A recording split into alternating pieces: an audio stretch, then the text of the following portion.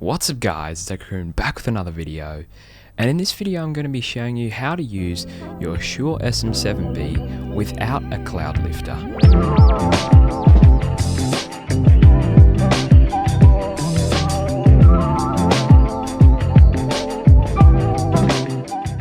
So as you've probably heard from pretty much every YouTuber out there who has a Shure SM7B, they pretty much all recommend to use a Cloudlifter. And just for some context, all the Cloudlifter does is just boost the gain of the Shure SM7B by 20 decibels, I think it is, and it's clean gain, so there's no preamp noise or anything like that.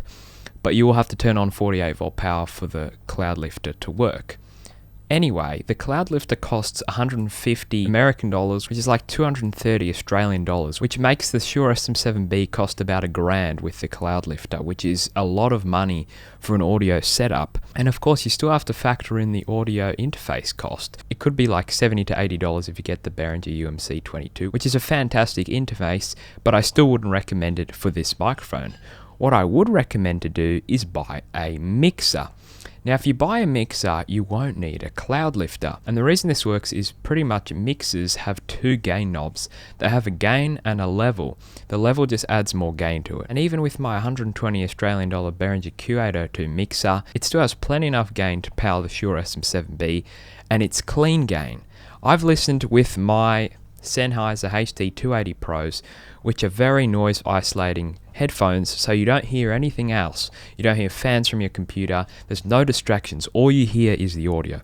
And I've boosted the audio to 100% volume on my computer. I usually have it at 10, mind you, so it's a lot of boost. And the preamp noise is very inaudible. I'm actually going to be quiet for a moment just to let you listen how low noise it actually is. So I'm just going to move the microphone away so you don't hear me breathing or anything like that. You'll most likely hear my computer fan before you hear any noise from the preamp.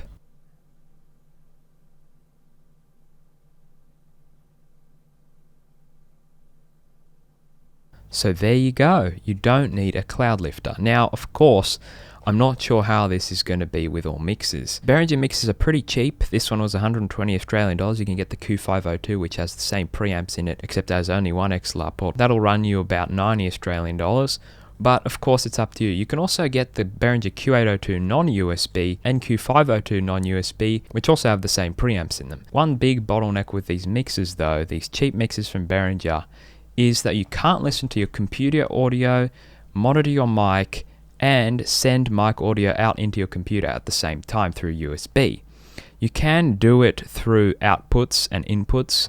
That works all right. What I actually have is my microphone going into the mixer, obviously, then the mixer, main mix, going into my Behringer Uphoria UM2 interface, which is a 50 to 60 Australian dollar interface, and I'm using that as my direct monitor. I'm using that to record all my sound onto my computer and to listen to sound. So the interface is pretty much giving this mixer its proper USB functionality, which it doesn't come with in the box, which is a big annoyance with these mixers. So that's why if you don't need compression, I would recommend just getting the normal Q802, which runs for 95 Australian dollars, and then just pick up a cheap interface because you won't be using much gain on the interface, just enough to make it the same volume as it is on the mixer level. So you won't need an expensive interface or mixer for this setup, or you could run out and get a proper Behringer mixer, which will cost you about 100 to 200 Australian dollars. So technically you do not need a Cloudlifter for the Shure SM7B. So what is my recommendation? Well, if you already have an interface, I'd recommend you to get the Behringer Q802 or the Behringer Q802 USB, depends if you need compression or not, and then just pair that along with the interface, just like I have done. Now, if you don't have an interface, then I would recommend spending the extra money on a more expensive Behringer mixer, which does have full functionality. Something like the Behringer Q1204, that's a great mixer. It runs about 200, 240 Australian dollars, but on the used market, you can get it for a lot cheaper than that. Now, even that will be a lot cheaper than running out and getting a Cloudlifter and an audio interface, because the Cloudlifter in itself will cost about that amount of money. Now, this mixer is a 4 XLR mixer, so you'll have a lot of expansion for future projects or anything you'll need with this mixer. You have lots of inputs and outputs, you have nice level sliders, and it's just a fantastic mixer. You can also get something cheaper like the Behringer Q802 USB, which also has full USB functionality, and that costs about 200 Australian dollars.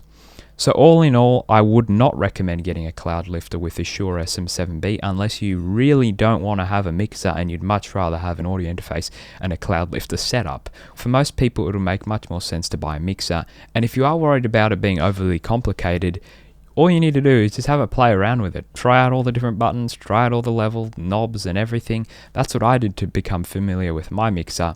And don't worry about ruining anything. You can just always set the level knob back to 0 or whatever, and just play around with it. And you have a lot more capabilities with mixers. You have EQ, you have compression in the ones that I've mentioned, apart from the Q802, and you can even put effects on your sound. You can plug in instruments, which is a really nice feature as well.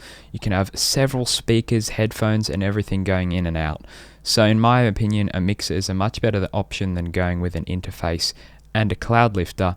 But of course, it is really up to you on what you prefer. This is just my recommendation. Anyway, I hope you guys did enjoy this video. If you did, drop a like on the video.